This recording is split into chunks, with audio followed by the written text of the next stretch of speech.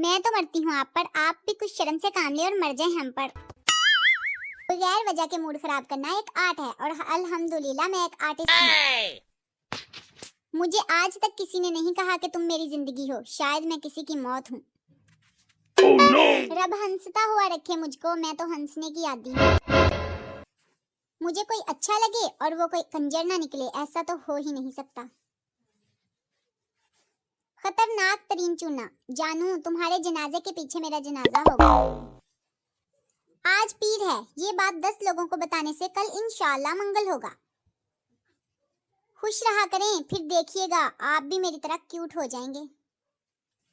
नाक के लिए भी एक छोटा सा स्वेटर होना चाहिए क्योंकि सबसे ज्यादा ठंड तो इससे ही लगती है। सर्दी इतनी ज्यादा हो गई है कि कोई पानी वाली पिस्तौल दिखाकर कर भी लूट सकता है। मी अम्मा कैंची से उंगली कट गई, अम्मा जबान क्यों नहीं कट गई।